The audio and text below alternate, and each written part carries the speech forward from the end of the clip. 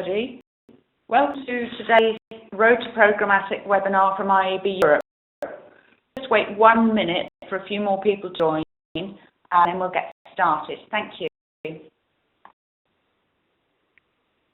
Good. I'm Alison Fenner, Executive Business Advisor for IAB Europe, and I'm going to moderate this session on the Road to Programmatic sell-side considerations. So to the webinar, it's the third in a series of webinars from IAB Europe, which aim to provide some key considerations for stakeholders wishing to develop their programmatic strategies. We've previously held operational considerations and sell-side webinars, and this one specifically addresses how sell-side to publishers and media owners, how they can develop their programmatic strategy. Considerations for choosing an SSP, using data effectively, and how to deploy mobile and video as part of that strategy. So we'll spend about 40 minutes with you today, 30 minutes for our presentations and a 10-minute Q&A. First of all, I'm going to take you through a big health check on how to use the panel in front of you. First of all, you should see a control panel on the right-hand side of your screen. You can minimize the panel by clicking on the double arrow button in the upper left-hand corner. So to practice that, there's also, you will note, a chat panel and a Q&A panel. The chat panel is for the submission of any technical queries, and the IAB Europe team will respond to those. So the Q&A panel is for questions to the speakers. You can submit those, and if the speakers can, they will answer during the webinar, and we may pick up on some of those questions in the Q&A at the end as well. If you need help during the session, you can raise your hand by clicking the exclamation mark icon just above the chat panel. So to repeat that, issues through the chat panel and questions for the speakers through the Q&A panel. So I'd like to introduce you to today's presenters. I'm really pleased to introduce Greg Carroll, who's the UK Country Manager from StickyAds.tv. He's talking about the introduction to supply-side platforms. So Phil Swanson, who is VP EMEA at Programmatic, we're talking about how to develop an SSP strategy, so building on the introduction that Greg has given. Steve Croonan from SAR will be talking about using data effectively. Anderson, who's EMEA Sales Director from Flurry, will be talking about programmatic mobile. And Joel Wilkinson from Videology will present on programmatic video, and then we'll have our Q&A at the end. To do a little bit of context on IAB Europe and its work on programmatic, IAB Europe has a programmatic committee which many companies, both publishers, agencies, programmatic companies are members of, and they all work together on producing educational materials, guidelines, etc., in order to define and grow the programmatic market. So things that we've produced this year are a programmatic white paper, which was published in July, which various of our members contributed to. We've also published a study called Attitudes to Programmatic Advertising in August. That's a survey, a pan-European survey of advertisers, agencies and publishers, and you can see in that report different attitudes according to stakeholder groups, and also different attitudes according to markets of different types and levels of maturity across Europe. So I'd encourage you to go to our website and have a look for those two things under research. The last thing that I'd like to mention is programmatic market sizing. So in September at Demexco, we published our second European programmatic market sizing, which valued the European programmatic display market at 3.65 billion euros. So that's about a third of the total European display market. Again, you can find those figures on our website. And also you'll see on the screen in front of you a decision tree for sell side. Now this is included in the white paper. There's a decision tree for sell side and a decision tree for buy side. So again, it's the first tool that you can use if you're looking now to formulate your programmatic strategy. So enough about IAB Europe and our publications. So let's move on to today's presentations. And as I mentioned earlier, Greg is going to introduce us to sell-side platforms. So welcome, Greg, who's UK Country Manager at StickyAds.tv. Over to you. Thanks. And hi, guys. It's good to, and thanks for asking me to present a bit about the SSP. I think it'd be good to start with just purely because, while the acronym, the SSP, is pretty well known, I think there's certainty about exactly what SSP can achieve. So I think everybody's pretty au fait on the SSP, a supply side platform, and what that stands for. But what I want to do now is go through a bit more in a bit more detail the history behind that and what the acronym really means. So next slide. So, example, a publisher in order to sell their website's advertising inventory programmatically, it allows a tech interface to establish the connection to the actual auctions made by the buyers. That connection is made through the SSP. It's the ability to create and run a auction. The easiest analogy I can probably give you is about what a SSP should represent is stock exchange works. Whilst there are many different stock exchanges around the world, for instance, Dow Jones and FTSE, they still operate on the same tech platform. It's X. So technically speaking, the SSP is a program advertising tech for publishers connected to multiple authors. So the DSP is the most common, but ad exchanges and advertising networks. But an SSP provides publishers with much more than a simple connection to the demand. It's the place that enables publishers to optimize the monetization of the inventory and optimize yield, whilst very importantly protecting the reader experience and consumer data. Next slide, please. Now, it's a question which I guess I like, whether with regards to are all SSPs the same?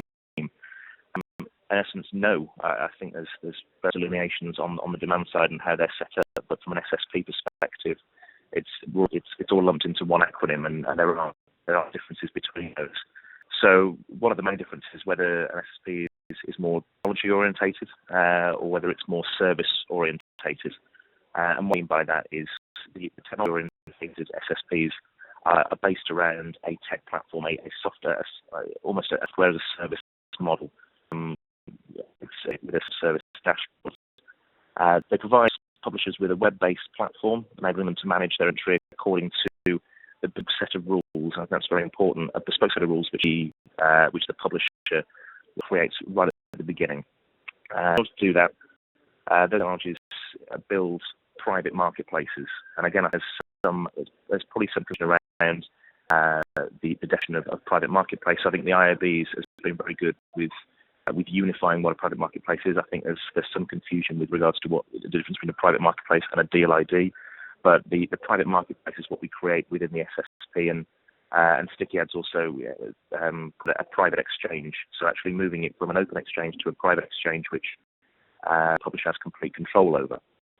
So within the private marketplace, publishers are able to set their own trading rules, from the most basic, setting and prioritizing buyers, adjusting floor prices and price in general. Deal IDs, as I said before, deal IDs are just a simple universal identifier, numeric code which refers to a pre-negotiated pricing and terms of delivery. And onto the more advanced, such as exclusivity over for a particular advisor, first look, and where advertising funnel. And though the implementation of this, of these private marketplaces, private changes, the technology-orientated SSP allows publishers to maximise their revenue while maintaining complete control of prices within a brand-safe advertising environment. So, as I say, that they can more able to the advertiser and agency directly. Now, the service-orientated SSP tends not to build around the private marketplace model for each and individual publisher. They manage the inventory selling across an optimization on behalf of the publishers. So they provide a programmatic selling system in which the publisher's inventory is monetized according to a predefined set of rules, often with pretty limited customization available.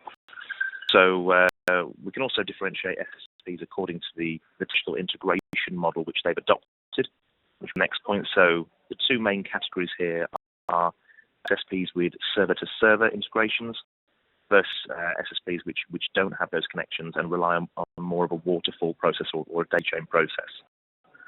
So in a bit more detail, server SSPs function at every critical demand source simultaneously in real time. The SSP can then identify the best offer made and automatically serves the appropriate ad. And of course, this is all based on the business rules of the publisher as well. If certain demand partners have priority, then of course their ad is served above the standard stack. This process massively reduces the risk of inventory wastage, associated revenue loss, and it gains the maximum price for each impression. Now, so SSPs not on server connections operate on a waterfall or daisy chain, and they differentiate demand by waterfalling the AUC process, so putting it into a linear process. They first send an impression to a few ad buyers who are likely to pay the high price, and then if the floor isn't met or there's no impression to serve, redirect the impression down to the next level of buyers with a lower floor and a lower budget. And the process is repeated until the impression is either sold or goes to waste. The process is available before really an open time bidding standards were drafted by the IAB and still used by a few SSPs today. So apart from the two main distinctions, SSPs can also be differentiated according to criteria such as their media offerings, a display-focused SSP, mobile, video SSP, sticky ads being a video-focused SSP only, the ad formats they offer, or their device capabilities, and this to really end my saying here, it's a pretty easy introduction to what an SSP is, and I'll hand over to the next presenter then.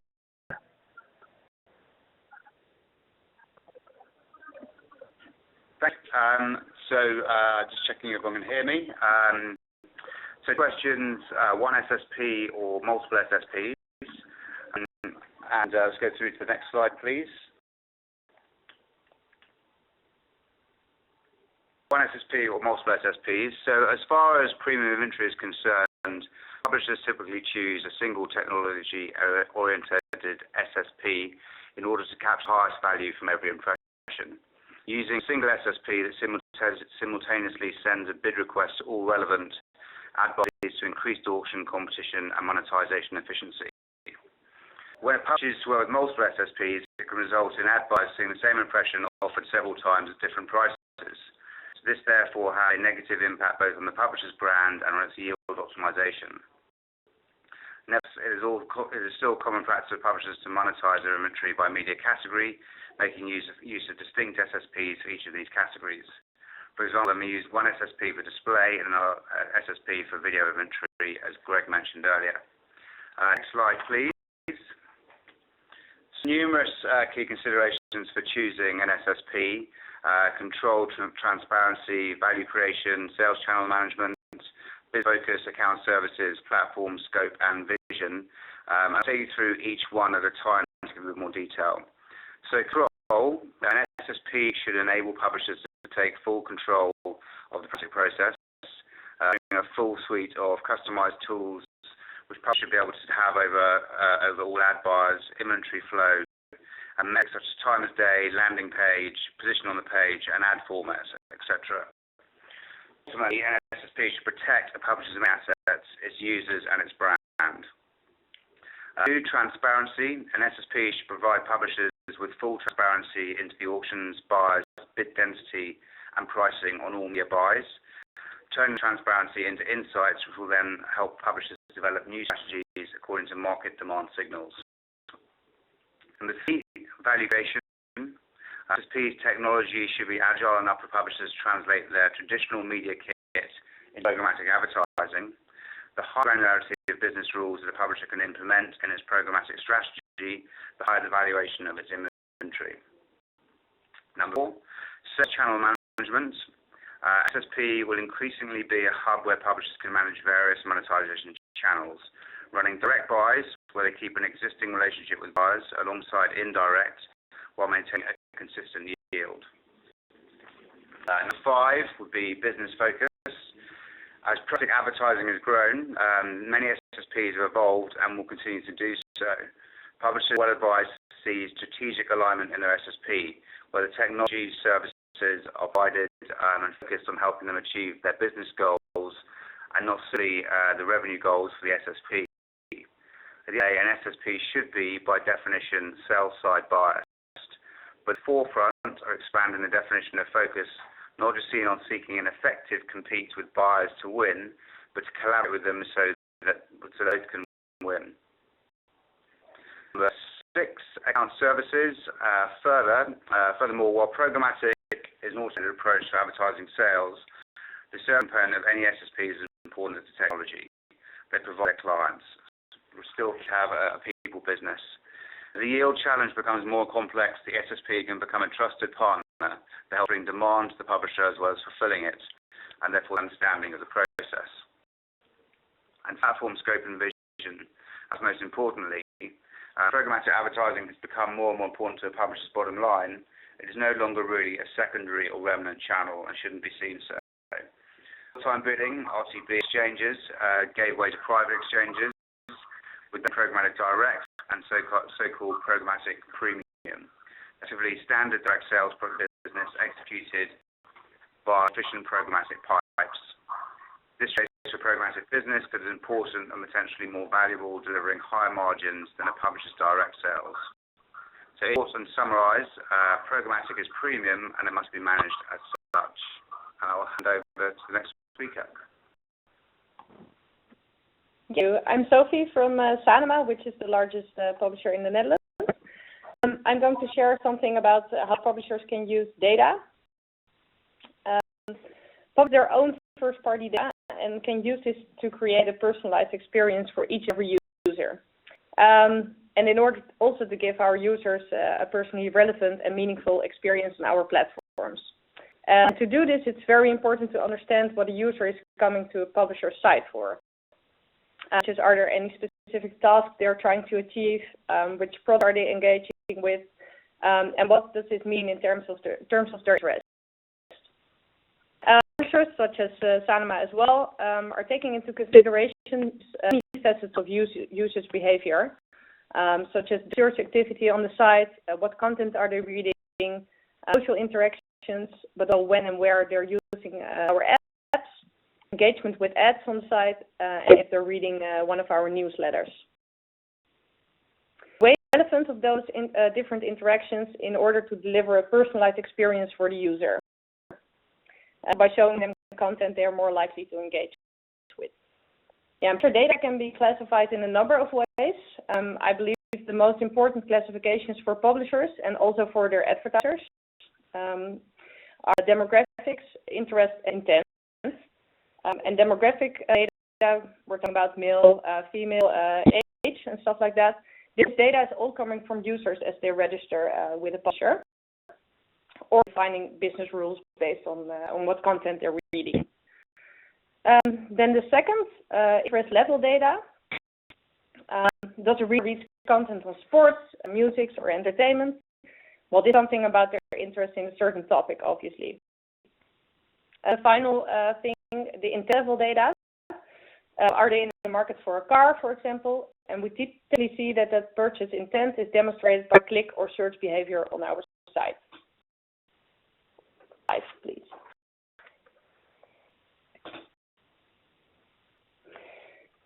Today's this multi-screen world, the odds that two different consumers will follow the exact same route to choose from an initial brand encounter is very slim.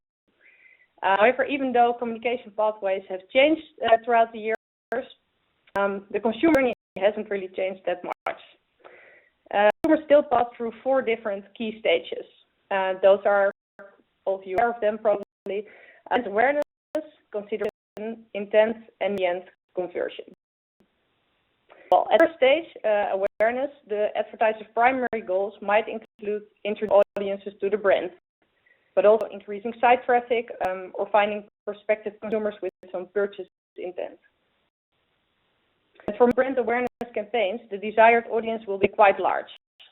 And with the availability of high quality inventory nowadays, but also ways to protect brands and the technology to optimize campaigns towards specific goals, brand bidding has become a very efficient way to engage consumers throughout this initial awareness stage.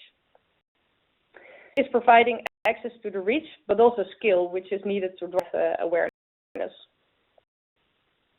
And the next stage into consideration, covering the audience segments with branding tactics used during the previous stage can help increase consumer consideration.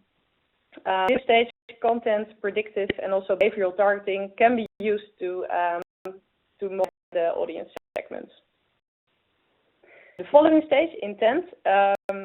People show interest in a brand by site visits, other actions, and those prospects can be categorized in the intent stage. During this stage is to turn interest in a brand into desire for a purchase. And to achieve this, we use often behavioral targeting and also retargeting. And final stage, which is conversion. So if all goes well in all the previous stages, the audience reaches the last and most important stage for a lot of our advertisers. Once the conversion is being made, real-time bidding allows audiences to be segmented even further and also to the relevant follow-on advertising. Back to the next speaker. Sophie. Shan, do you want to pick up now? Sure. Great. Thanks. Hi, everyone. This is Shan from Yahoo. I'm just going to take 5 minutes to go through some considerations for publishers, specifically as it relates to deploying programmatic in the mobile world. And I've really tried to focus on, key aspects that are going to help the most crucial factor for publishers, which is obviously driving higher eCPMs and short-term and medium-term revenues as well. The first area that I think is important is very broad, but it's quality. I think as programmatic, the world of programmatic, as we've heard, as it pertains to desktop and now mobile, has evolved. I think it's less about the tech itself, it's less about the pipes, and it's much more of what you do with them and how, as a publisher, you differentiate your offering. And one of the ways that you can do that is by focusing on quality and taking that to market. So publishers will most likely to want to work with tech partners who can help them retain and also probably enhance their reputation for quality. One of the ways that can be done is through working with industry bodies, recognized industry bodies like the IAB, and also independent solutions providers that focus in areas like viewability and ad fraud. There's a lot of companies in that space now, and it pays dividends to work with them. Also able to do things like enforce a blacklist to ensure quality advertisers will add to publisher confidence, credibility in the space. And as most of you will know as well, there's a lot of chat about ad blockers in this space at the moment. You know, the blame can be laid on a lot of doors, but also publishers have to take some share of kind of contributing to kind of slow page load times, excessive data loads, et cetera, et cetera. So you need to have a strategy in this area. You need to work with a partner in this area that can help you. And it all comes back to the kind of stamp of quality. Are your partners committed to helping kind of clean up and speed up? And if not, what are you going to do? What's your strategy? This area we've already heard a little bit about, so I will do is data. Massive area, obviously, but I think success in programmatic as it pertains to mobile increasingly hangs on the smartest possible use of data that can be used to help buyers underpin their decisions, and will also feed through to measurement and attribution, making those as successful as possible. So clearly more complex when you're talking about campaigns across devices, but being able as a publisher and a tech partner to be able to pass valuable data, really valuable data like geolocation data, device ID when it comes to smart devices as well, being able to pass that to potential buyers and retain the integrity of that data without any leakage. So huge topics, but I think the main thrust when it comes to data in mobile is the more first-party data that can be made available, the better the response is going to be, the better the revenue is going to be. And the main point there is kind of in advance, do your homework. As a publisher, you know your audience, you know its size, you know its makeup, you know the PMs you've commanded to date, the demand sources you work with, where success comes. Use that to your advantage. Area, very for me, is native advertising. As a publisher, if you're not thinking about native advertising, and certainly you can do this now in programmatic, if you're not thinking about native advertising, you should be. Obviously, the power of it rests in the fact that these users blend in with the form and function of their surrounding environment. They do it in mobile, they do it in desktop, and they work very, very well. So, from an advertiser perspective, you can use standard text and image assets that you probably use in 1,000 places elsewhere, and which is also profit from kind of flexibility of ad assembly. They can deliver the best ad experience in the most effective formats on the fly for their consumers. Again, publishers know their sites and their users best. They know what they respond to. So as a business, we've seen huge performance uplifts across both video, both an engagement and a response perspective. And I think if you want to maximize their attractiveness, they should use formats that customers have proven most responsive to. They'll be well advised to consider adopting native and video formats. That point is tracking performance. This is a large point as well. But I think the main thrust here when it comes to tracking performance is that an informed publisher is an empowered publisher. I think mobile in general has struggled in the past and has kind of a few years ago written off with perceptions that it's tracking on it's really difficult. There's no cookie, and we understand cookies because we're a desktop business, but actually it's possible to track an awful lot of things in mobile that you can't track anywhere else. So, for examples, my world of app downloads, engagement, etc. A bunch of tracking companies that are able to track activities and deliver some fantastic insights where your demand is coming from. You only really need to integrate to SDKs if you're a mobile app publisher, and then you can really track all aspects of performance, post-click, post-install activities. Those insights, as we've seen with our clients, can really boost monetization efforts as a publisher. Don't on web tracking, obviously, or mobile web tracking. So, what we see that the vast majority of mobile usage is in-app. It's still worthwhile and beneficial to track mobile web usage, especially as it pertains to sort of display campaign performance in that world.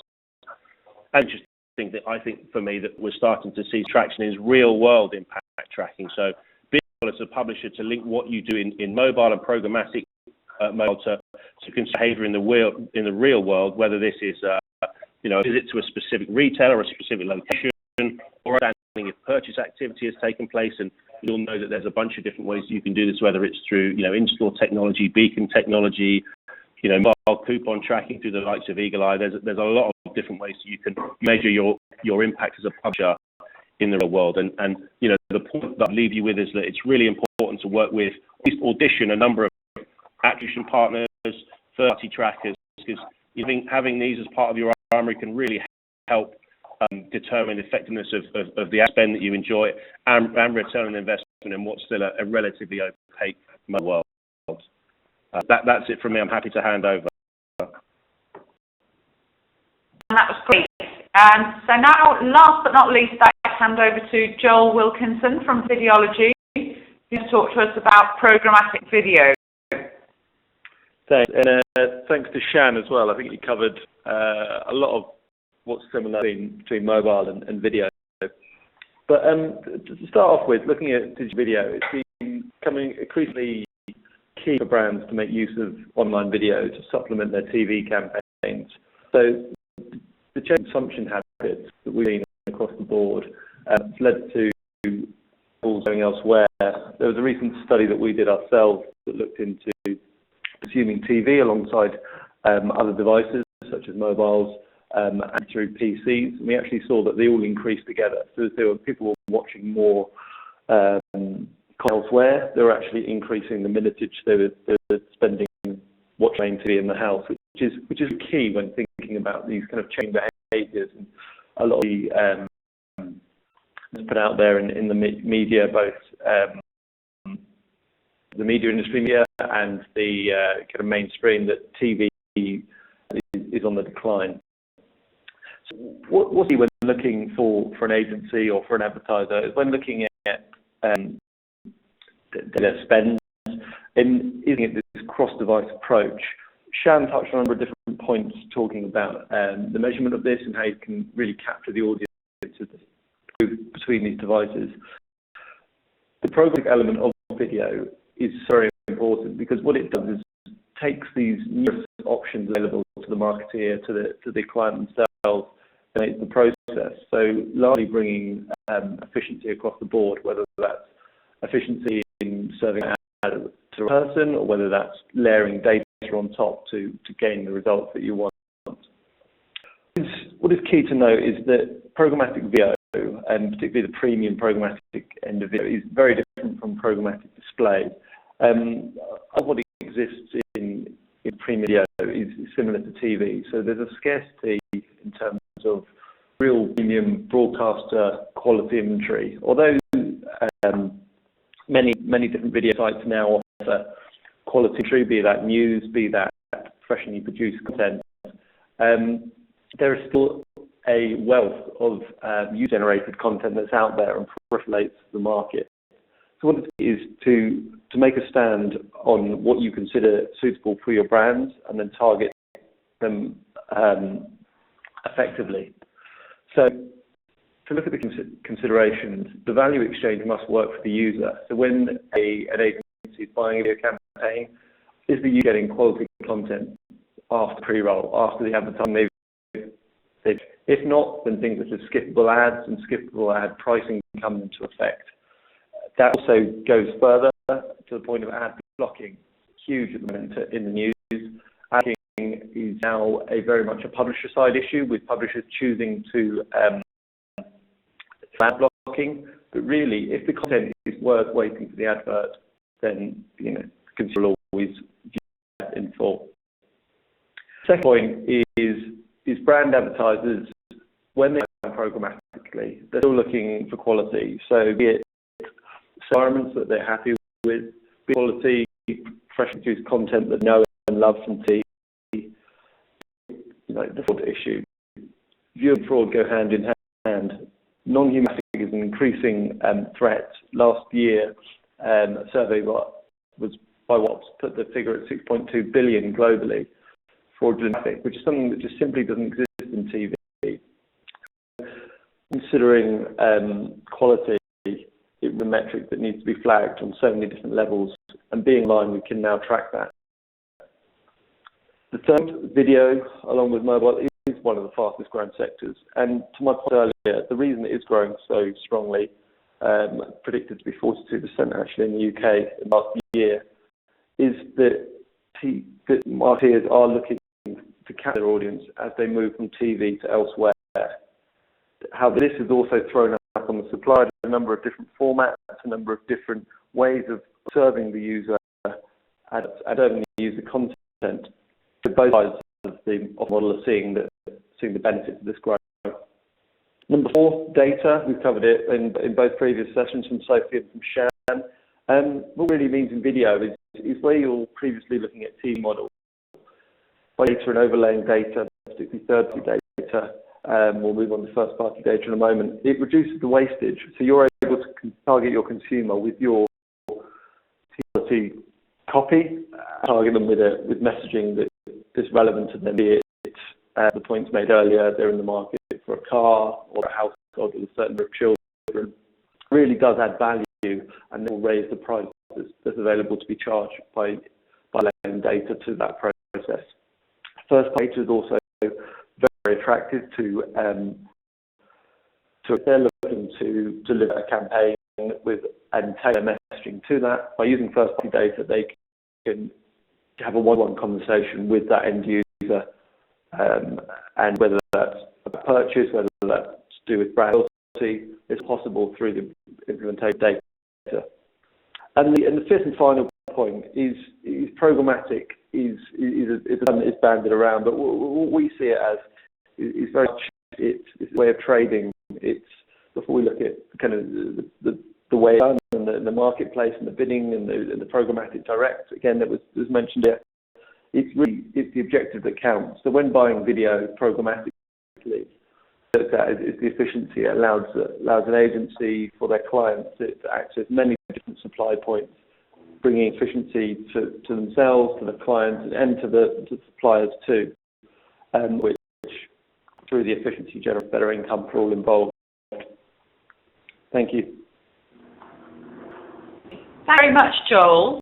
So we've now got a few questions to tackle with all of today's presenters. So I'd like to encourage all of the presenters to chip in with these if possible. So I think going back to the initial discussion of SSPs and what they are and the key considerations for using them, I think it would be interesting to ask how you see SSP continuing to evolve as programmatic strategies mature. So I don't know if you, Greg, you, Bill, want to have a go at that. I think it's pretty simple from my side. As an SP, as far as I can be concerned, it's focusing on the publisher. Of course, it's all about making the connections, but as programmatic is nowhere near as complex as people would like to make out. But I think with the devolution of trading desks, a lot of traders moving back into the agency, and it's more spend is being executed programmatically as opposed to anything else from the buy side. I think we're going to see a rise in programmatic direct. I say programmatic direct, I certainly don't mean a return to an IO-based business, but the need for auction, the need for an SSP is more and more important. And I think the relationship between the publisher and their SSP needs to be a hell of a lot closer than it is now, rather than a plug-and-play solution which currently exists. So I think a lot of publishers just see an SSP as a data source which they can plug in multiple partners and hope for the best. I think when it comes to video, people need to take a bit more, especially publishers, probably need to take a bit more ownership over that tech platform and use it how it's been designed, and that's to get the most out of your inventory. Go ahead, Bill. Yeah, I'd agree with what Greg said there, and I think it becomes more and more important to the businesses, and more money is moving into programmatic, cross-platform, cross-screen. It's also key that actually, from a publisher perspective, that they also have people in-house who are able to understand and work with the SSPs. So SSP is basically the technology, where they need to have the people, connections within their businesses to basically be more strategic in terms of the way they work. And so the decisioning that they see in real time and in terms of almost in terms of the forward market, as Greg was alluding to there, in terms of programmatic direct and everything that may bring, is making sure that is aligned with their overall business and their strategy moving forward. So it'll become more and more core to publishers, and obviously as more and more money flows into programmatic, then it's going to become more important in terms of their overall business decisioning and strategy. So I wonder if, Sophie, there's quite a bit to comment on there, but perhaps you could comment. First of all, I think on Greg's comment about the move towards programmatic direct, it would be interesting to see your perspective on that. Then kind of this overall piece around the importance of the SSP and the evolution of the strategy, how important it is to have that in place from the beginning, so that the strategy and the type of SSP, they're kind of evolved in tandem, as it were. Yeah, I think for the direct business, we see a lot of deals also going directly. we still see some manual deals. We make a difference between manual and programmatic, as that's how I call it here. So yeah, we definitely see more demand for direct programmatic deals. So then it's more private marketplaces and stuff like that. So especially from our bigger buyers, so from the more traditional agencies and those kind of clients. That's for the direct part. And I think for the direct part, I think product guarantees will be a really big topic in a very near future for that. So that's something a lot of clients asking for. I think for working together with your SSP, that's a point that has been made before. I think for a publisher, it's very important to work very closely with your SSP. We are also doing a lot of things internally, so we have quite a big team. I think it's like 15 people. So there's a yield management team, but also product development, ad tech, all doing things with Programmatic, also on the manual side. So for us, Programmatic is a distribution channel, such as annual as well. So we're all about optimizing actually our yield. Main strategy for that. Okay, thanks very much. So I think moving on to mobile, Shan, you gave us a great overview of mobile programmatic earlier on and the considerations for strategy. But, you know, if you were asked to for your kind of top tips being able to execute on mobile programmatic effectively, what kind of things would they be? I think it probably relates back to a point I did, and that also was sort of obliquely discussed in the last question, and it's about publishers working really closely with their SSP partners. More than anything, you know, publishers have actually got a lot of power. There's a lot of doom and gloom written about the demise of them and ad blocks and everything else, but actually, you know, without publishers, we might as well all want to go home. And I think they're an incredibly powerful part of the ecosystem, and know their audience really well. They know the value of their audience, and they have an awful lot of really rich data about that. So my main point would be, as I said, kind of do homework. You know, work on data you've got that's available. Decide which of your inventory is going to go to which kind of demand points through your technical partners. You know, do the basics like kind of, you know, avoid cross-selling over your direct teams and what have you. But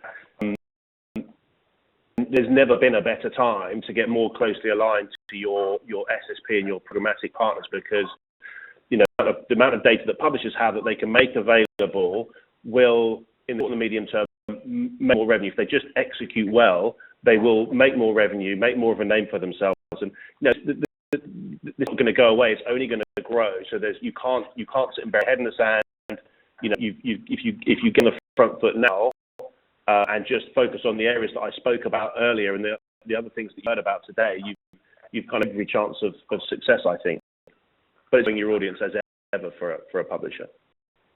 Yeah, I think one of the things that's been cited to us a couple of times is the lack of mobile case studies out in the marketplace. Maybe you've seen more out there than me, but you know, are there any great examples that you can point us to?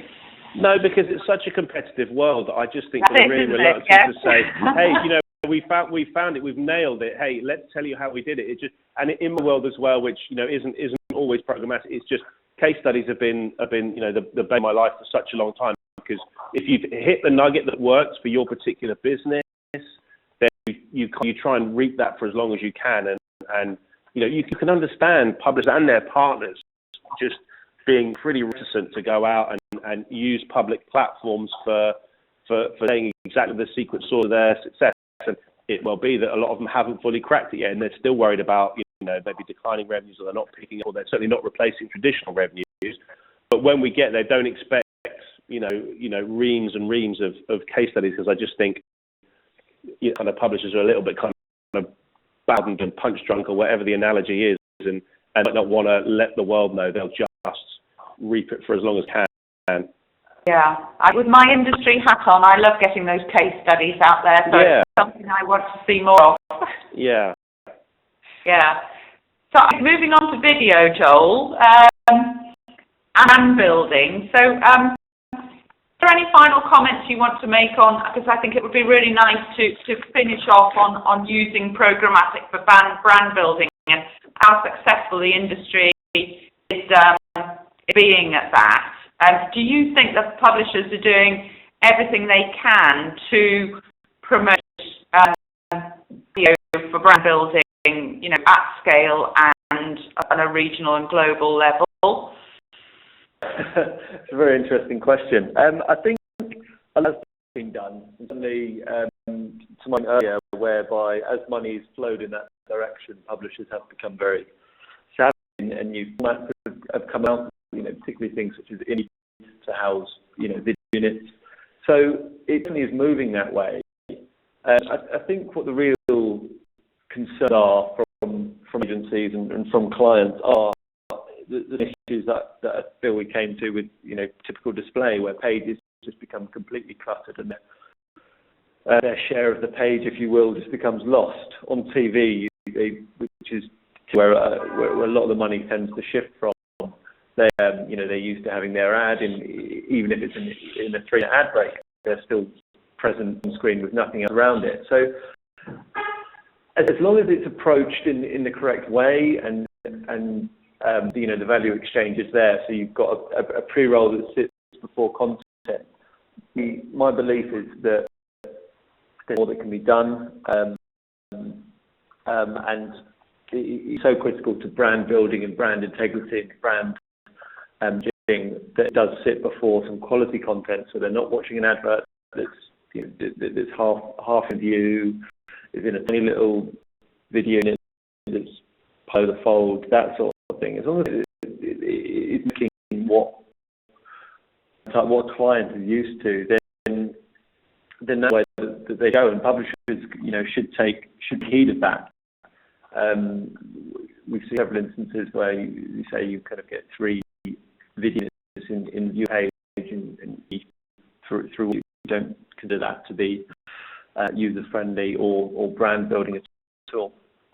Well, finishing up on user experience is probably a good place to close, because that's something that's close to all our hearts, and make sure that user experience is increasingly good is something that we as an industry need to continue to work together on. So I think that we need to wrap it up there. So I'd like to thank all of today's speakers: Greg from Stiaz.tv, Bill from Programmatic, Sophie from Sanoma, Shan Yahoo, and Joel from Video. Thanks very much to all of you for your contributions today. And to our audience, thank you for your participation and questions as we've gone along. I hope we've been able to answer those effectively. You'll be able to catch up with the recording and previous recordings on our website or by emailing Marie Claire as indicated here. You can download the websites and the other reports that I mentioned earlier, and also we'll be doing a further webinar towards the end of November on the growth of programmatic, looking at the numbers in our programmatic signing report. So we'll be doing that with Daniel Knapp from IHS, who authored the report for us. We've also got an update on our European Viewability White Paper coming out end of November, early December, so have a look out for that also. And thanks very much for your participation today. Thank you.